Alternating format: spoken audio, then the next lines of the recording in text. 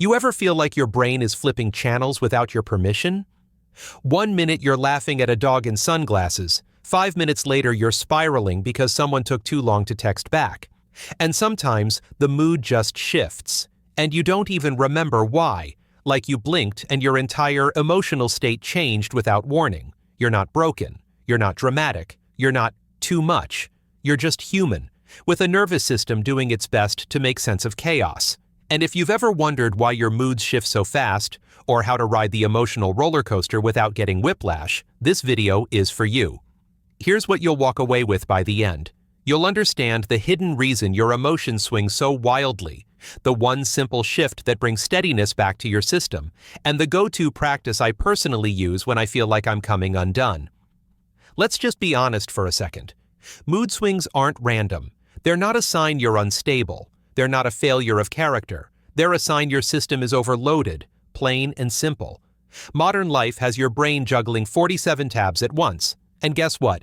It's doing it on 2% battery, while still pretending everything's fine.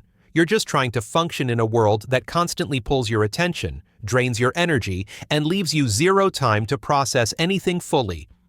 Mood swings are what happen when you're emotionally overloaded, not emotionally weak. They're the smoke alarm, not the fire.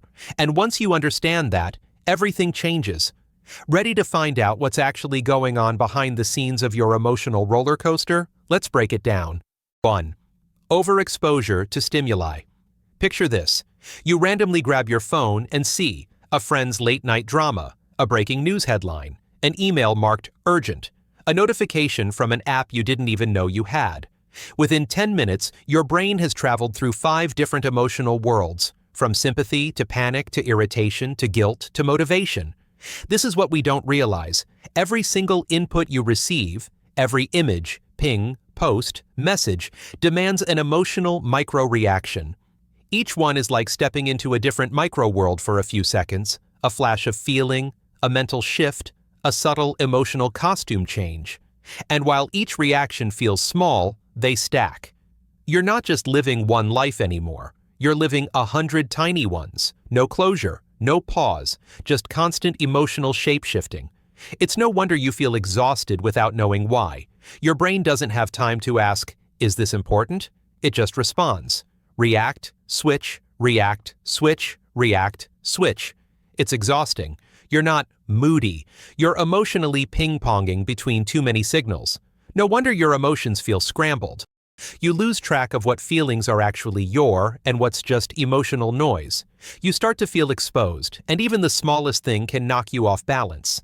Not because you're weak, but because your system was never designed to absorb this much, this fast, all the time.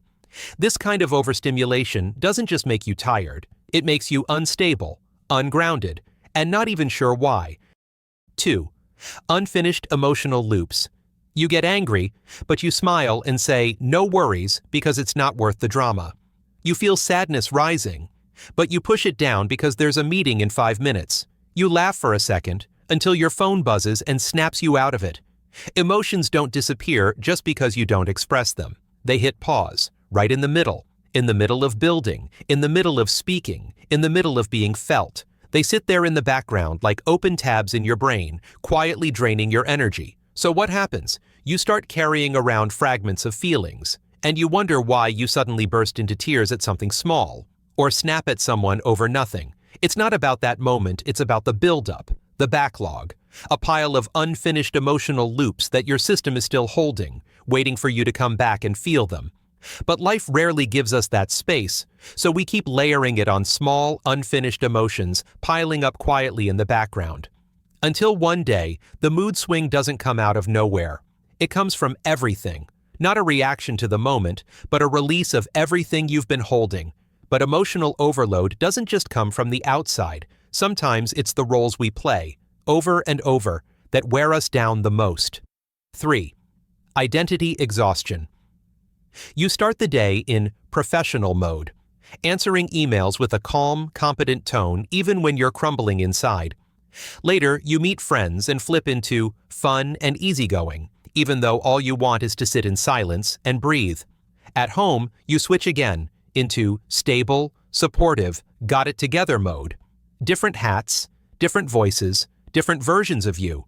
It's like being cast in 3 different plays, all on the same day, with no time to change out of costume. And the worst part? Each version feels a little less real. You're not just tired from doing things. You're tired from being things. The reliable one, the cheerful one, the one who stays calm so no one else has to worry.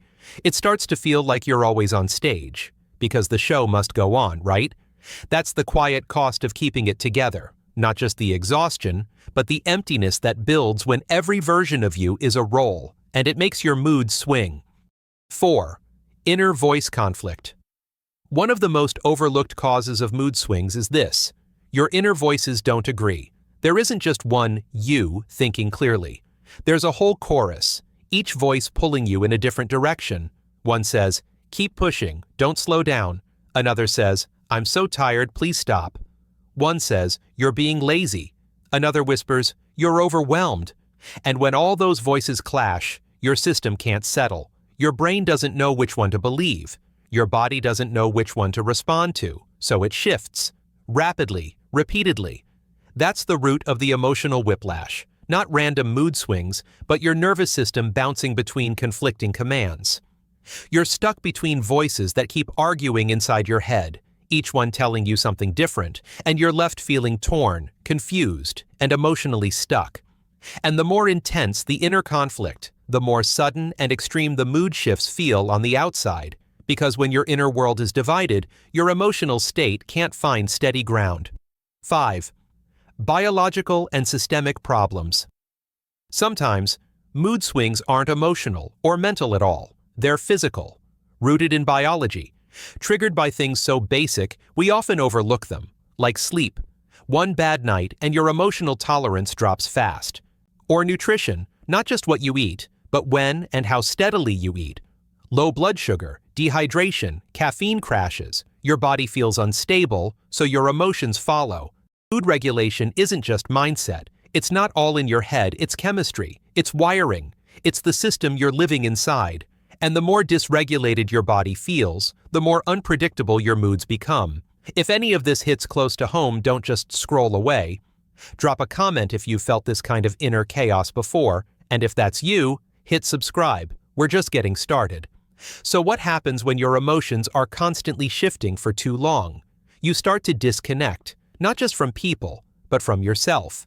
You move through the day, but you're not really in it. You smile, but it doesn't land. You react, but nothing feels grounded. And under all of it, there's a quiet grief. The grief of watching yourself fade into autopilot. The ache of feeling everything too much and not fully, all at once. Over time, that disconnect becomes chronic. Emotions stack without resolution. Moments pass without presence. And the longer it goes on, the harder it becomes to remember who you were. To stop living this way, you need 2 kinds of support: micro moves, small, simple actions that calm your nervous system in real time, and foundational shifts, deeper changes that help regulate your mood long term. We'll start now with the micro resets one. Silent hour, 1 hour a day. No pings, no scrolling, no outside voices. Not to be productive, just to let your system exhale. It's about giving your nervous system a break from incoming emotion. In that silence, things start to settle. Your thoughts slow down. Your mood doesn't have to respond to anyone else's. It's like putting your emotional world in airplane mode, so your brain can stop buffering and just be. 2. Close the loops. At the end of each day, I pause and ask myself, what feelings didn't get to finish? Anger I had to suppress? Sadness I ignored? Joy that got cut short? Then set a timer for 2 minutes each. No fixing, no judging, just feeling what didn't get to land. You'll be surprised how much lighter you feel, because you finally let it complete. Closure doesn't take hours. Sometimes it just takes attention. 3. Pause and shift. Transitions are where most emotional chaos hides. You move from task to task, role to role, without stopping. This practice is simple. Before you switch modes, take 30 seconds, breathe, check in. Ask yourself, what part of me was just active, and what part needs to lead next? It's a micro moment of awareness. Instead of dragging stress from one scene into the next, you reset. You shift with intention. 4. Brain Council Notes. When my head gets loud, I don't try to think positive. I write down every voice as if I'm taking notes at a meeting. The anxious one, the tired one, the harsh one, the scared one. Each gets a turn. No arguing, no editing. I just listen. Seeing it on paper turns noise into clarity, turns chaos into characters I can understand. Once you witness your inner voices with compassion, your mood doesn't swing as wildly because your system feels heard. Micro moves calm the moment, but to truly shift how your emotions move through you, you need a deeper layer of support, one that strengthens your baseline. These are foundational actions. Let's start with the first foundation: emotional habits. When you take care of your inner world, your emotions respond with more clarity, balance, and ease. One of the most grounding habits I've found is mindfulness, not a long practice, just 5 quiet minutes to anchor your attention. It helps your system stay in the present, instead of spinning through worst-case scenarios or stuck memories. Then there's mood journaling. Naming what you feel takes it out of the background and puts it in front of you. When emotions are visible, they stop ambushing you. Another piece that matters more than people realize: safe connection, where you're allowed to be flat, unfiltered, or unsure, and still feel safe. And finally, there's joy. Not the big, loud kind. Just protect time for the things that bring you back to yourself. A walk, a playlist, a weird hobby you never talk about. Joy isn't a luxury, it's regulation. Now, once your emotional habits are in place, you need to look at what's happening underneath, in your body. When your body feels supported, rested, nourished, and regulated, your emotions no longer have to overcompensate for the chaos inside. For me, it started with sleep, not just getting enough hours, but protecting deep, consistent rest. Sleep is when your brain resets your emotional tolerance. Then there's movement, not workouts, not discipline, just movement. Anything that helps your body release the emotional weight it's carrying. Some days it's a stretch, some days it's a walk around the block. The point is, emotion moves through motion. Nutrition is another one that surprised me. When I started eating consistently, not perfectly, just regularly, my mood stabilized in ways I didn't expect. Steady blood sugar is emotional regulation in disguise. And let's not ignore stimulants. Caffeine, sugar, alcohol, they spike your system, then leave you jittery, crashed, or on edge. It's not about quitting everything.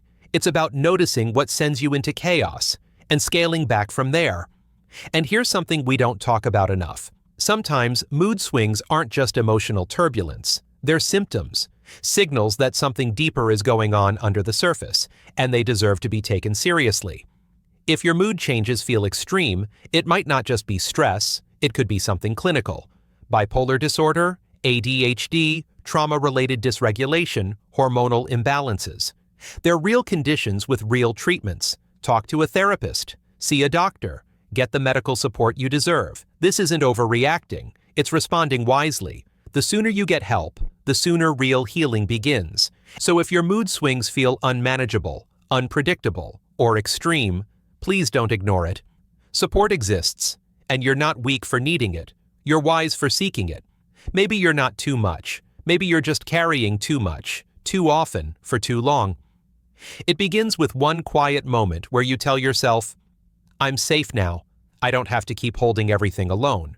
So if this video spoke to something real in you, take a breath, save it, rewatch it when you need to. And if you want more content like this, subscribe. I make videos for people who feel deeply, think too much, and want to live slow.